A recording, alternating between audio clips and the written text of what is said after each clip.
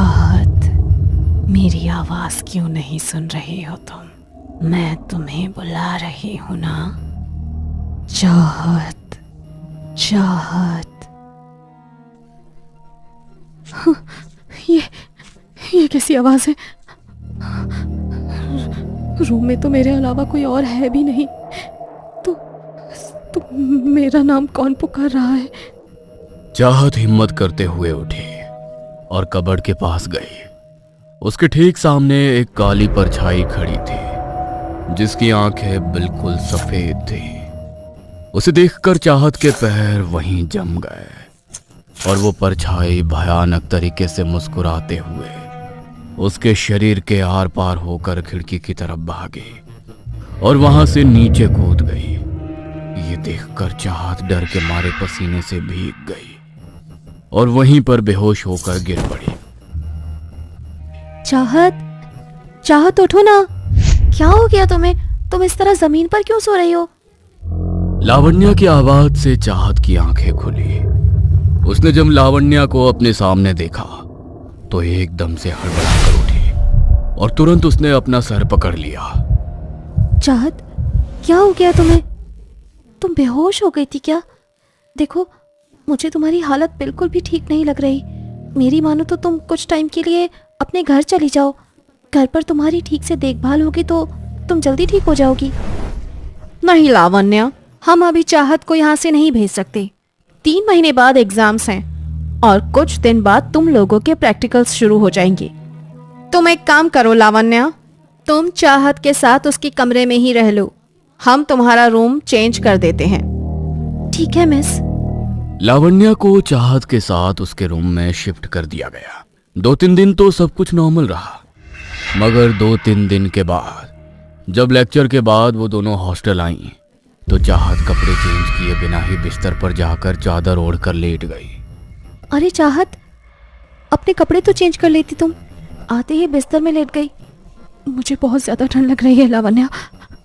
ऐसा लग रहा है जैसे किसी ने बर्फ से भरे कमरे में बंद कर दिया हो मुझे। ओ माय गॉड, कल कहा था मैंने कि घर भेजते तुम्हें, लेकिन मिस मार्था को तो पढ़ाई से ज्यादा इंपॉर्टेंट कुछ दिखाई ही नहीं देता। तुम रुको, मैं तुम्हारे लिए मेडिसिन लेकर आती हूँ। लावण्या स्टाफ रूम में चाहत के लिए दवाई लेने गई। थोड़ी देर बाद वो वापस रूम में आई तो उसने देखा कि चाहत रूम में है ही नहीं। अरे, ये चाहत कहाँ पर चली गई? अभी तो इसे इतनी ज्यादा ठंड लग रही थी कि ये चादर ओढ़कर भी बुरी तरह कांप रही थी, और अब 2 मिनट में कहाँ गायब हो गई? तभी लावण्या को पानी बहने की आवाज आई। उसने जाकर बाथरूम का दरवाजा खटखटाया, मगर अंदर से उसे कोई जवाब नहीं मिला। अभी जब मैंने दवाई लेने गई तो बाथरूम का नल चालू नहीं था। पक्का चाहत बाथरूम के अंदर है। कहीं वो अंदर बेहोश तो नहीं हो गई? मुझे हेल्प के लिए किसी को बुलाना होगा। लावण्या जल्दी से बाहर गई और उसने मदद के लिए गार्ड को बुलाया। उसने जाकर बाथरूम का दरवाजा तोड़ दिया और लावण्या दौड़ती हुई अंदर गई तो चाहत का चेहरा वॉश बेसिन में धंसा हुआ था और वॉश बेसिन से लाल रंग का पानी बाहर गिर रहा था। ओह माय गॉड, ये क्या हुआ? चाहत? लावण्या ने जल्दी से गार्ड की मदद से चाहत को वहां से बाहर निकाला। उसका पूरा मुंह खून से धंसा हुआ था और उसके फेफड़ों के भीतर पानी भर गया था। वो लोग जल्दी से उसे हॉस्पिटल लेकर गए। देखिए, आज रात उसे हमें यहीं पर रखना होगा, मगर समझ नहीं आ रहा कोई खुद अपने साथ ऐसा क्यों करेगा। क्या आपकी फ्रेंड किसी बात को लेकर परेशान थी? नहीं डॉक्टर, लेकिन कुछ दिन से उसकी तबीयत बहुत खराब चल रही थी। उसने बहुत सारे डॉक्टर से चेक भी कराया, लेकिन किसी को भी उसकी बीमारी पकड़ में नहीं आई। शायद इनकी मानसिक हालत कुछ ठीक नहीं है। मेरा कहने का मतलब है कि कभी कभी इंसान इतनी ज़्यादा स्ट्रेस ले लेता है जिस वजह से उसकी हेल्थ पर बहुत असर पड़ता है। खैर, एक बार उनकी तबीयत ठीक हो जाए फिर मैं हमारे साइकेट्रिस्ट के साथ उनकी अपॉइंटमेंट बुक करवा दूंगा। ठीक है डॉक्टर, लेकिन क्या मैं हॉस्टल वापस जाने से पहले एक बार चाहत को देख सकती हूँ? मुझे उसकी बहुत चिंता हो रही है। ठीक है, लेकिन वो सो रही है, उसे नींद से मत जगाना। लावण्या अंदर रूम में गई और उसने बहुत ही चिंता भरी नजरों से चाहत की तरफ देखा। उसने अपने हाथ से अपना रुद्राक्ष का ब्रेसलेट निकाला और उसे चाहत के हाथ में पहना दिया। तभी चाहत की नींद टूट गई। अरे लावण्या, तुम मैं कहाँ पर हूँ? तुम्हारी तबीयत ज़रा ख़राब हो गई थी, इसीलिए तुम्हें हॉस्पिटल में एडमिट किया है। तुम मेरी बात ध्यान से सुनो चाहत, मुझे तुम्हारी बहुत चिंता है, इसीलिए मैंने अपना ये रुद्राक्ष का ब्रेसलेट तुम्हारे हाथ में पहनाया है। चाहे कुछ भी हो जाए, बस तुम इसे उतारना मत। तुम कुछ छुपा रही हो क्या मुझसे? मैं जानती हूँ कुछ ना कुछ गलत ज़रूर हो रहा है। मैं तुमसे कुछ छुपा नहीं रही, लेकिन बहुत कुछ जानना चाहती हूँ। लेकिन जब तक मैं सब जान नहीं लेती, तब तक तुम इस ब्रेसलेट को खुद से दूर मत करना, ये तुम्हारी रक्षा करेगा। तुम आराम करो, मैं ज़्यादा देर यहाँ पर नहीं रुक सकती, मुझे जाना होगा। लावण्या रात को वहां नहीं रुक सकती थी, इसलिए वो वापस हॉस्टल आ गई। चाहत के साथ दिन में जो भी हुआ वो सोच सोच कर लावण्या को नींद नहीं आ रही थी। उसने अपने फोन में थोड़ा रिलैक्सिंग म्यूजिक चलाया तो कुछ देर में उसकी आंख लग गई। उसकी आंख लगे अभी कुछ ही देर बीती थी, तभी उसके कानों में पानी टपकने की आवाज पड़ी। रात की शांति में वो आवाज इतनी साफ सुनाई दे रही थी कि लावण्या की नींद खुल गई। अरे यार, इतनी मुश्किल से तो नींद आई थी। इतनी रात को कौन नहा रहा है? कोई ठीक से सोने भी नहीं देता। कुछ देर के लिए पानी बहने की वो आवाज रुक गई, मगर लावण्या जैसे ही फिर से सोने के लिए बिस्तर पर लेटी तो वो आवाज अचानक बहुत तेज हो गई। इससे पहले कि लावण्या इस बार अपनी आंखें खोलकर कुछ देखती, उसका दम घुटने लगा, जैसे वो गहरे पानी के बीच फंस गई। उसने अपनी आंखें खोली तो वो पूरा कमरा गहरे पानी से भरा था। उसका शरीर इतना भारी हो गया कि वो अपने शरीर को हिला भी नहीं पा रही थी। तभी उसकी नजरें सामने अलमारी की तरफ पड़ी तो उसे एक भयानक काली परछाई दिखाई दी, जिसकी आंखें बिल्कुल सफेद थीं। वो वहां से भागने के लिए अपने हाथ पैरों को चलाने की कोशिश कर रही थी, मगर उसका शरीर उसका साथ ही नहीं दे रहा था। तभी वो परछाई सीधा उसके ऊपर झपट पड़ी और उसने उसकी गर्दन को अपने हाथों से बुरी तरह जकड़ लिया। तभी हॉस्टल की घड़ी का पेंडुलम बजा और लावण्या हड़बड़ाते हुए उठी तो कमरा बिल्कुल सामान्य था। ना तो वो पानी से भरा था, ना ही वहां पर कोई परछाई थी। हे भगवान, कैसा सपना था ये? इतना भयानक सपना। लेकिन पता नहीं ऐसा क्यों लग रहा है कि ये सिर्फ कोई सपना नहीं है। ये रूम ठीक नहीं है। कल कुछ भी करके मैं मिस मार्था को बोलकर ये रूम चेंज करा लूंगी और चाहत को भी यहाँ पर नहीं रहने दूंगी। लावण्या इस हद तक घबरा गई थी कि उसका पूरा शरीर पसीने से भीग गया था और उसे बुरी तरह गर्मी लग रही थी। इसलिए वो अपना फेस वॉश करने के लिए बाथरूम में गई। उसने वॉश बेसिन का नल चालू करके अपने चेहरे पर ठंडे पानी के छींटे मारे, मगर वो जैसे ही वॉशरूम से बाहर निकलने लगी तो पीछे से उसके कान में एक आवाज पड़ी, मुझे बचा लो, मुझे बचा लो, लावण्या, ये मुझे मार डालेंगे। उस आवाज को सुनकर लावण्या डर से हाँफने लगी। उसने हिम्मत करते हुए पीछे मुड़कर देखा, मगर उसे कुछ भी दिखाई नहीं दिया।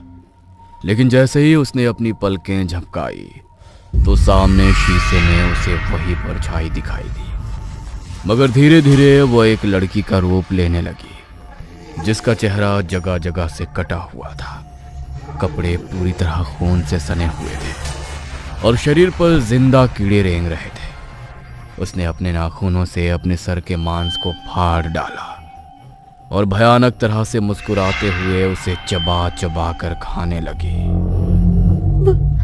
वेदिका, वेदिका, तुम? ये मेरा पूरा सपना है, ये सच नहीं हो सकता। तुम मर चुकी हो तो मुझे कैसे दिखाई दे रही हो? हॉस्टल का रूम नंबर 713 जिसमें वेदिका रहती थी बहुत ही खुशमिजाज लड़की थी।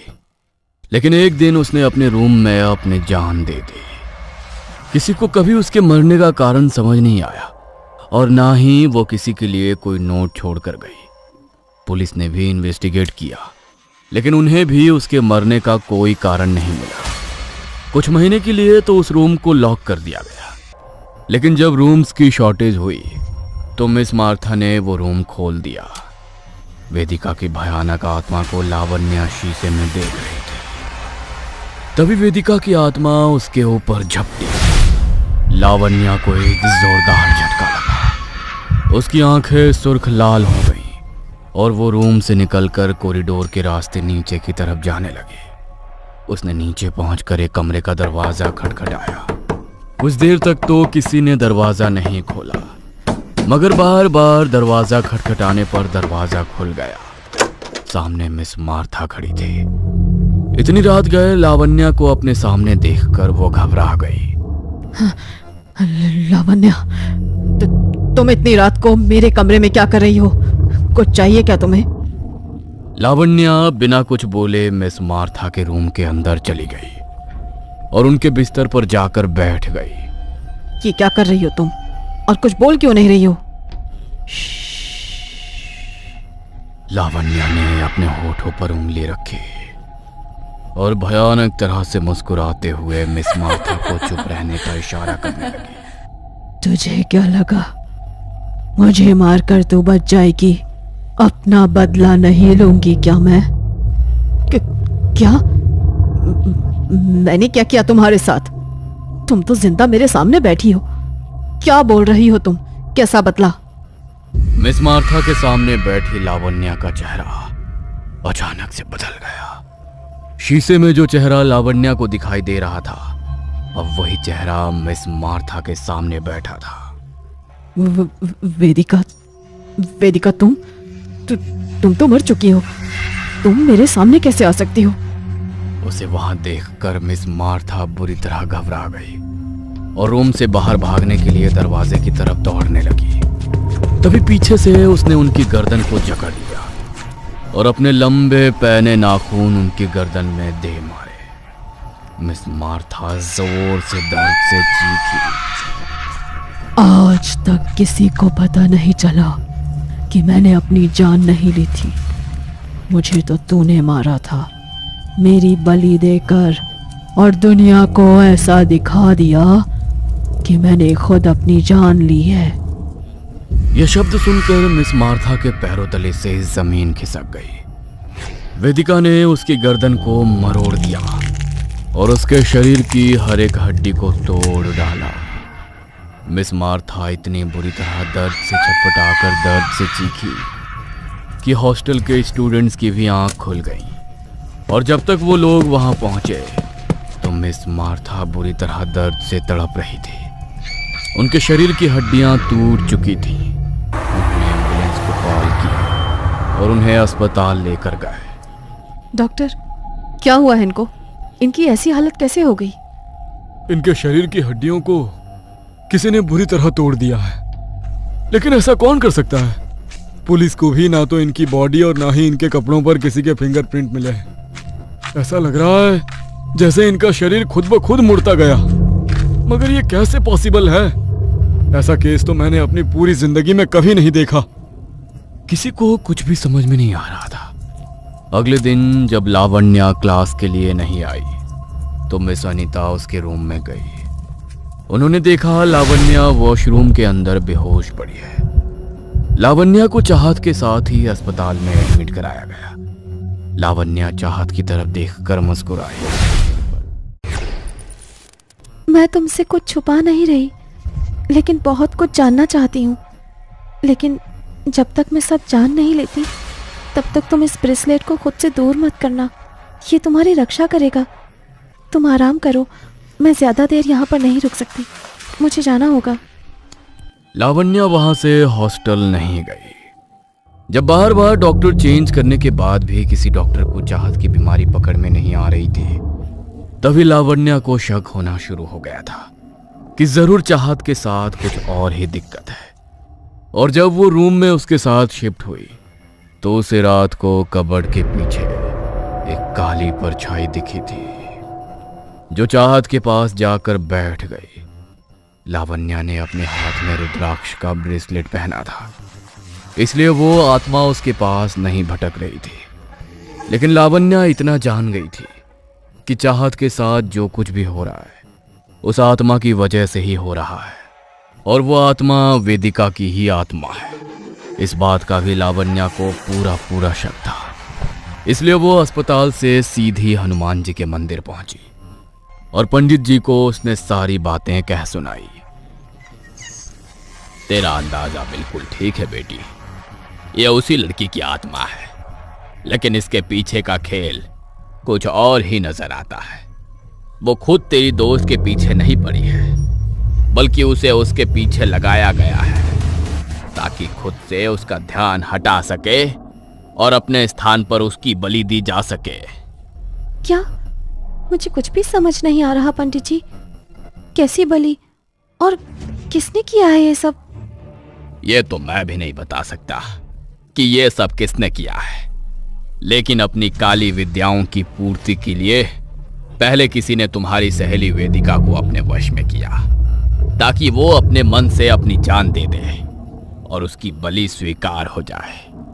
वेदिका की बलि तो स्वीकार हो गई, मगर वेदिका की आत्मा हॉस्टल के उसी कमरे में भटकने लगी और उसकी तलाश करने लगी जिसने उसके साथ ऐसा किया था। जिसने ऐसा किया था अब वो खुद को वेदिका की आत्मा से बचाना चाहती थी और उसे सबसे पहले अपने सामने चाहत दिखाई दी और मौके पर ही उसे उसके कुछ गिरे हुए बाल भी मिल गए। इसलिए उसने एक क्रिया के जरिए अपना सारा भार चाहत के ऊपर डाल दिया ताकि वेदिका की आत्मा उसके बदले चाहत को मार डाले और वेदिका की आत्मा से उसका पीछा छूट जाए। क्या इतना सब हो गया चाहत और वेदिका के साथ? लेकिन आखिर पता कैसे चलेगा कि ये सब किसने किया है? चल जाएगा, कल सुबह तक तुम्हें सब पता चल जाएगा, लेकिन तुम्हें वेदिका की आत्मा का साथ देना होगा। वो तुम्हारे शरीर का इस्तेमाल करके उसके पास पहुंचेगी, लेकिन तुम्हें कोई नुकसान नहीं होगा। इस बात का वादा मैं तुमसे करता हूं। अब तो मुझे बताओ कि तुमने मुझे ये ब्रेसलेट क्यों पहनाया था? कुछ नहीं, बस ऐसे ही। अब हर बात तुम्हें बताना जरूरी थोड़ी ना है। लेकिन अब तुम बिल्कुल ठीक हो, अब तुम्हें कुछ नहीं होगा। मिस मार्था गले में भले ही होली क्रॉस पहनती थी, मगर भगवान को पूजने की बजाय उन्होंने शैतान को पूजना शुरू कर दिया था और शैतान को खुश करने के लिए ही उन्हें उसे एक लड़की की बलि चढ़ानी थी। उसने क्रिया से वेदिका को वश में करके उसे खुद की बलि देने पर तो मजबूर कर दिया और अपने भार को चाहत के ऊपर भी डाल दिया। मगर चाहत के लिए लावण्या ने जो लड़ाई लड़ी उससे न सिर्फ चाहत की जान बची बल्कि वेदिका की आत्मा को भी इंसाफ मिला और मिस मार्था को हमेशा के लिए अपाहिज करके वो अपना बदला पूरा करके हमेशा के लिए हॉस्टल के रूम नंबर 713 से मुक्त हो गई।